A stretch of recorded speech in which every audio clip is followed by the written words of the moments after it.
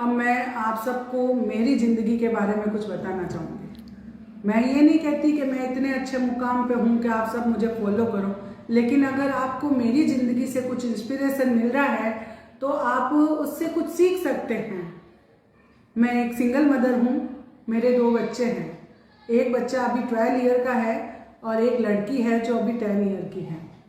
मैं single mother हूँ तो ऑब्वियसली अलग ही रह रही होंगी।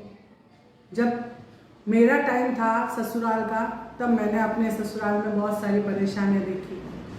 मैंने काफ़ी सहन भी किया, जैसे आजकल की लड़कियाँ कर रही है वैसे, कि मेरा तो ससुराल के बिना कुछ नहीं हो सकता। लेकिन उन्होंने मेरा इतना अपमान किया, इतना मारा पीटा, आग लगाना, छाती पे मारना, पाटे से मारना, क्या क्या नहीं किया उन्होंने मेरे साथ। एंड में जब वो आग लगा रहे थे तो मेरे पापा वहाँ पे आ गए और मेरे पापा ने मुझे कहा, बेटा तू घर चल, मैं तेरा 4 पंचों को बिठा के डिसीजन निकलूंगा। हालांकि हम तो बैठाने के लिए तैयार भी थे, लेकिन वो सामने वाले आज तक बैठने के लिए तैयार नहीं है, ऐसी कंडीशन है। अब इससे आप क्या सीख सकते हैं, आप ये देखना। मैं अपनी स्टोरी आपको बता रही हूँ। फिर मैं अपने घर आई, काफ़ी टाइम तो मैं डिप्रेशन में रही, कम से कम 9 महीने। आप ये बात भी ध्यान रखिएगा, अगर आप कोई दुख से निकल रहे हैं तो आपको उसको चक्रवृद्धि ब्याज वाला टाइम देना पड़ेगा।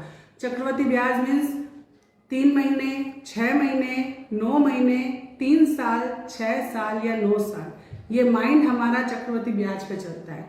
या तो आपका माइंड 3 महीने में रिकवर होगा, या 6 महीने में, नहीं तो 9 महीने, नहीं तो 3 साल, 6 साल या 9 साल में आपका माइंड रिकवर होगा। सबके माइंड की एक टाइम लिमिट होती है और ज़्यादातर बंदों का टाइम 1 ईयर में तो माइंड रिकवर हो ही जाता है पुरानी मेमोरी को भूलने के लिए। अगर हम हमारे अंदर कुछ अच्छी पॉजिटिव बातें डालें, जैसे मुझे भी कुछ करना है, मेरा भी कुछ आत्मसम्मान है, मैं अपने सेल्फ रिस्पेक्ट के साथ जीना चाहती हूँ, मैं कुछ कर सकती हूँ। मेरी पहली थॉट क्या थी, चाहे मुझे कितना भी छोटे से छोटा काम क्यों ना करना पड़े, मैं करूँगी, लेकिन मैं यह अपमान सहन नहीं करूँगी। और ये मेरी थॉट बनी। मेरे मम्मी पापा भैया बहन जो भी मेरे से जो कुछ कहते थे ना, उससे मेरी मेंटलिटी अपने आप बनी। 9 मंथ बाद में मैंने घर में ट्यूशन पढ़ाना स्टार्ट किया। ट्यूशन का नाम रखा लव कुश ट्यूशन सेंटर। वहाँ पे 2 बच्चों को लेके बैठी, अपनी ज़िंदगी की थोड़ी थोड़ी धीरे धीरे शुरुआत करने के लिए। 2 बच्चे ही काफ़ी हैं। फर्स्ट बच्चा जो था उसकी फ़ीस बिल्कुल फ्री थी, बिल्कुल फ़ीस नहीं ली। सेकंड बच्चे से फ़ीस लेना स्टार्ट की थी। 2 बच्चे साथ में आए, उनकी मैंने ट्यूशन पढ़ाना स्टार्ट किया। धीरे धीरे मेरे मम्मी ने बोला, कहीं पे भी जा, सामने वाली स्कूल में भी जा, पढ़ी लिखी है, मैम बन, टीचर बन, बाहर निकलेगी तेरा माइंड चेंज होगा। माइंड चेंज होने से काफ़ी देर में बदलाव आएगा, तू और ज़्यादा खुश रहने लगेगी। तो मैंने काफ़ी टाइम तो नहीं माना बात, जैसे हर लड़की करती है, नहीं मम्मा मेरे से नहीं होगा, मैंने भी यही किया। लेकिन एट लास्ट मैंने मानी उनकी बात कि हाँ मम्मा सही कह रहे हैं, मुझे जानना चाहिए। तो मैं हमारे घर के सामने ही जस्ट एक हिंदी मीडियम स्कूल थी, मैंने वहीं से अपना पहला कदम बाहर निकाला कि भाई जहाँ से भी शुरुआत हो रही है, पहला कदम हमेशा छोटा ही उठता है। तो फर्स्ट स्टेप मैंने निकाला। मुझे वहाँ जाके बहुत अच्छा लगा। वहाँ 4 लोग मिलते थे, मैं उनसे बातें करती थी, मेरा माइंड अलग होने लगा, उनसे 4 चीज़ें भी सीखती थी नई नई। हालांकि स्कूल हिंदी मीडियम थी, लेकिन एनवायरनमेंट चेंज हुआ। मैं घर से बाहर गई, साथ में मेरे बच्चों में भी इम्प्रूवमेंट आने लगा। मैं टाइम से उठती, टाइम से उनको तैयार करती, टाइम से स्कूल भेजती। फिर आते ही मेरा टाइम टेबल सेट रहता था कि मुझे आगे क्या करना है, बच्चों को सुलाना है, आगे मुझे मेरे शाम के टाइम में ट्यूशन लेने हैं। धीरे धीरे मेरे ट्यूशन भी काफ़ी बढ़ गए, 2 बच्चे से 4 हुए, 4 से 6 हुए, ऐसे करके मेरे पास 20 अबव बच्चे आने लगे, 20 लगभग बच्चे आने लगे। तो मुझे बहुत खुशी होने लगी। फिर मेरे भैया और हमने बात की कि मैं हूँ भैया के घर पे। एक लगता है ना अपन को अपना भी घर होना चाहिए, मैं कौन हूँ, ये तो मेरा मायका है, मेरा तो घर ही नहीं है। वो फीलिंग मेरे अंदर भी आती थी।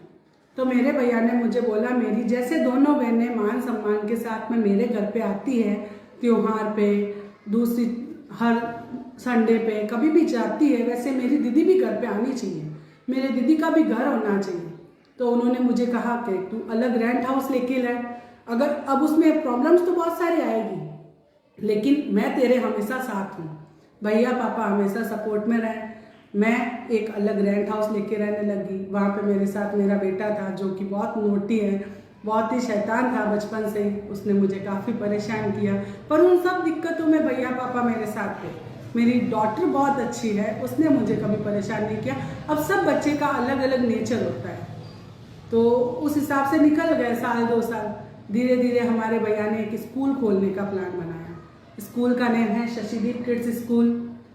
ये मेरी स्कूल है। आज मैं यहाँ पे प्रिंसिपल की पोस्ट पे बैठी हूँ। ये सारा जो है सब है भैया का, लेकिन यहाँ पे जो जिस हिसाब से बच्चों को पढ़ाना चाहिए, टीचर्स को क्या करना है क्या नहीं करना है, मैनेजमेंट क्या होगा, वो सब मेरी है दिक्कत कि भाई मैं कैसे इनको हैंडल करूँ। बच्चे का एडमिशन हुआ है तो मैं कैसे उसको राइजिंग स्टार बना के परफेक्ट रिजल्ट दूँ, ये मेरा है। तो मुझे लगता है मेरे लिए ये बहुत अच्छा है, काफ़ी है।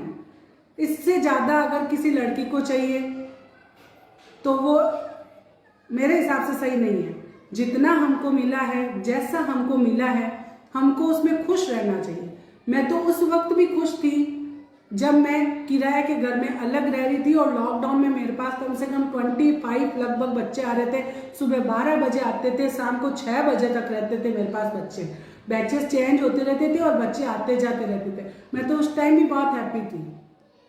उस टाइम में भी मैंने बहुत स्ट्रगल किया तो भी मैं हैप्पी थी, और आज भी मैं बहुत हैप्पी हूँ कि मुझे एक अच्छी पोस्ट मिली है। भैया की वजह से, पापा की मम्मी के आशीर्वाद की वजह से, जैसे भी मिली है मेरे को मिली है, तो मैं सेटिस्फाइड हूँ।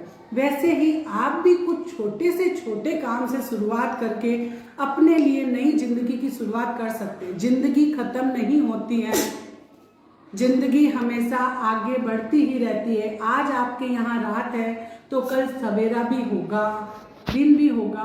तो अपनी जिंदगी ससुराल में खत्म मत कीजिए। अपनी जिंदगी को मार खा के, किसी की गाली लेके या किसी से अपमान लेके खत्म मत कीजिए।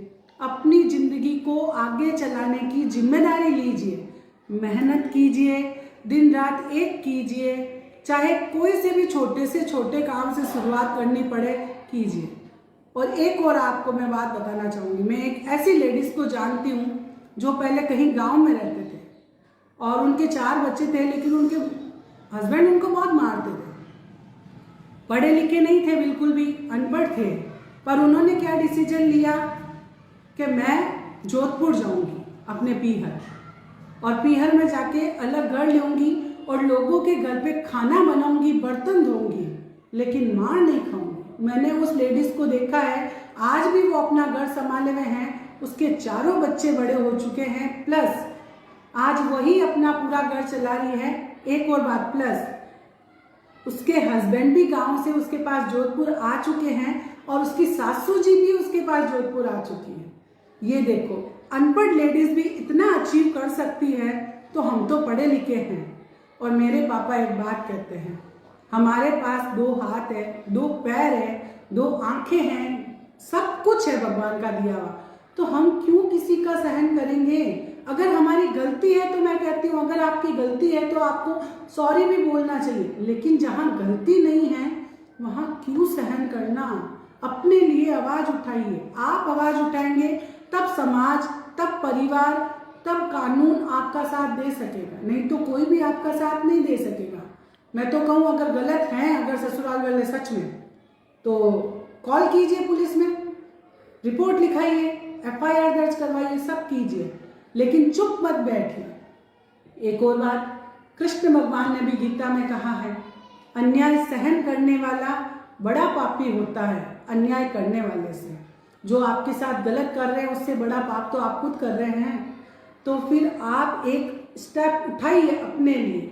उसके लिए कुछ नहीं चाहिए, थोड़ी सी हिम्मत चाहिए, अपने अंदर थोड़ा सा आत्म सम्मान चाहिए, सेल्फ रिस्पेक्ट को जगाइए अपने अंदर कि मुझे कुछ करना है, और उसके लिए आपको मेहनत करनी पड़ेगी। आलस करके या जो चल रहा है वैसे चलने दो तो फिर तो चलता रहेगा, चलने दो। और अगर सच में आप अपनी ज़िंदगी चेंज करना चाहते हैं तो मेहनत कीजिए, हिम्मत कीजिए, आपकी ज़िंदगी ज़रूर बदलेगी। Thank you, bye bye.